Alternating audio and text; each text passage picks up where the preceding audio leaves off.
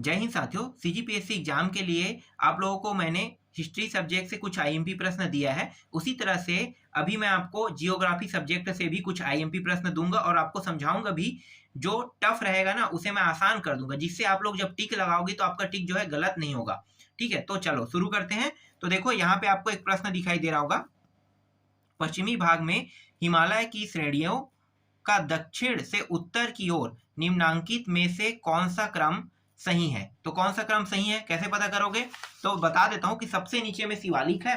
शिवालिक के बाद आता है मध्य हिमालय, या उसे लघु हिमालय भी कहते हैं। उसके ऊपर में आता है महान हिमालय आता है, जिसे हम दीर्घ हिमालय कहते हैं। तो देखो यहाँ पे ऑप्शन कौन है, ये शिवालिक है। लघु इसी को हम मध्य हिमालय के नाम से जानते हैं, और सबसे ऊपर में महान, जिसे हम दीर्घ हिमालय के नाम से जानते हैं। अगर हम उत्तर से देखें तो दीर्घ, ये जो महान हिमालय है, लघु हिमालय, फिर शिवालिक। लेकिन दक्षिण से कह रहा है तो दक्षिण से सबसे नीचे में कौन है? शिवालिक है, फिर मध्य में लघु हिमालय, फिर महान हिमालय। समझ में आ गया? ठीक। इसके बाद तो चीन है ना, चीन पार हिमालय बोलते हैं उसको। अगला प्रश्न देखो, जब सूर्य की किरणें मकर रेखा पर लंबवत चमकती है तब भारत में निम्नांकित में से कौन सी घटना घटती है? बहुत आसान प्रश्न है, आपको समझ में आया? नहीं आया ना? देखो, एक तो कर्क रेखा होता है, एक मकर रेखा होता है, ठीक है, और बीच से क्या जाता है? विषुवत रेखा। मैं आपको समझा देता हूं, मैंने इसे भूगोल वाले टॉपिक में आप लोगों को समझाया था एक बार। अगर आप लोगों ने वीडियो देखे होंगे तो पता होगा। देखो इस तरह से मान लेते हैं कि ये क्या हमारा ग्लोब है। ग्लोब के बीचों बीचों में ये वाला जो रेखा है वो क्या है? विषुव रेखा, या फिर हम इसे इंग्लिश में इसे हम कहते हैं विषुवत रेखा। तो मैं इसे विषुवत लिख लेता हूं, ठीक है, विषुवत रेखा है। ये जो ऊपर में जा रहा है ना, ये जो रेखा है ये कर्क रेखा है, और ये जो नीचे की ओर जा रहा है ये है मकर रेखा। ठीक है, ये ऊपर को क्या कहते हैं? कर्क रेखा, और नीचे को मकर रेखा। और ये जो विषुवत रेखा है ना, ये 0 अंश अक्षांश है।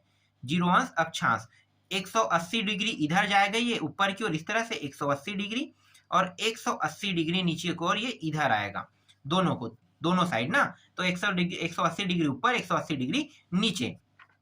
तो जब ये जो सूर्य जो है ना, अगर मकर रेखा में है, इस रेखा में, तो हमारे साइड क्या होगा? ठंड का दिन होगा, ठंड। ठीक है, ठंड का दिन आता है। और तो यहाँ पे क्या होगा? गर्मी के दिन। ठीक है, दो गोलार्ध है, इसे हम क्या कहते हैं? उत्तरी गोलार्ध, और इसे हम क्या कहते हैं? दक्षिणी गोलार्ध। ठीक है, दक्षिणी गोलार्ध। हम उत्तरी गोलार्ध में रहते हैं और ये दक्षिणी गोलार्ध में। तो दक्षिणी गोलार्ध में है ऑस्ट्रेलिया। ऑस्ट्रेलिया तो वहां पे अभी ना कड़ा, मतलब बहुत ज्यादा ना गर्मी, बहुत ज्यादा गर्मी हो रहा है, गर्मी पड़ रही होगी वहां पे। और जहां पे गर्मी पड़ रही, मतलब क्या, ये कर्क रेखा में, तो उस दिन सबसे ज्यादा गर्मी पड़ती है। ठीक है, मकर रेखा में सबसे ज्यादा गर्मी जिस दिन रहता है ना, उस दिन सबसे ज्यादा गर्मी पड़ता है उस रेखा पे। तो यहाँ पे क्या उत्पन्न हो जाता है? निम्न वायु दाब। ठीक है, निम्न वायु दाब। वायु क्या होता है? गर्म होने के बाद हल्का होके ऊपर चला जाता है, जिसे निम्न वायु दाब कहते हैं। तो हमारे साइड क्या होगा? जब इधर गर्मी होगा तो यहाँ पे उच्च वायु दाब, उच्च वायु दाब। क्यों उच्च वायु दाब होगा ठंड के समय में? इसलिए क्योंकि ये जो है हवा जो है गर्म नहीं हो रहा है, ठंडा हो रहा है। ठंडा हो रहा है तो सबके सब कहाँ पे बैठेगा? जमीन पे। इसलिए उच्च वायु दाब इधर होगा और इधर निम्न वायु दाब। अब आपको समझ में आ गया उत्तर क्या लेना है? देखो मैं अब आपको बताता हूँ। देखो उत्तर पश्चिम भारत में, एक सेकंड, कहाँ पे? उत्तर पश्चिम भारत में उच्च वायु दाब विकसित होगा, जैसे अभी मैंने बताया।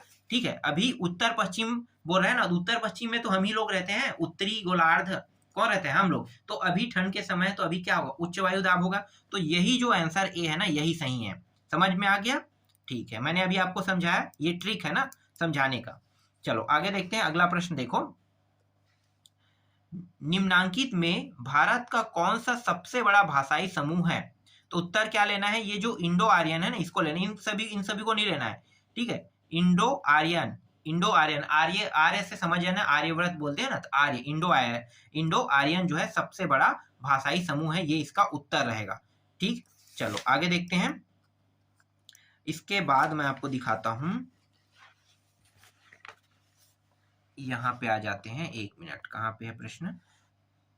ठीक है, ये वाला प्रश्न देखो, कौन सा राष्ट्रीय जल मार्ग कोट्टापुरम तथा कोलम को जोड़ता है? तो इसका उत्तर आपको लेना है, केरल लेना है, केरल तटीय नहर मार्ग। मैं आपको बता देता हूँ केरल के बारे में। केरल में जो है ना, नदियों वाले जो होते हैं, नहर होते हैं, नहरों में ना जो जहाज जहाज नहीं कहेंगे हम लोग, बोट कहेंगे, ठीक है, नहरों में बोट चलाया जाता है। और वहां का नजरिया ना पिक्चर में देखने को मिला होगा। एक पिक्चर आया था, मैं भूल रहा हूँ, टाइगर साहब का था, बागी शायद था ना, पहला पार्ट था, उसमें देखना, उसमें शायद ना बोट वोट दिखाया है शायद थोड़ी देर के लिए, ठीक है। तो ये जो केरल तट नहर है ना, सिर्फ यही एकमात्र जल मार्ग है जिसमें क्या करता है, कौन सा राष्ट्रीय जल मार्ग कोट्टापुरम तथा कोलम को जोड़ता है, तो यही जो है ना जोड़ता है। और नाम से भी स्पष्ट हो रहा है, देखो कोट्टापुरम और कोलम, ये कई साइड है, केरल साइड, ऐसे ही बोलते हैं ना। रामेश्वरम जानते हो, रामेश्वरम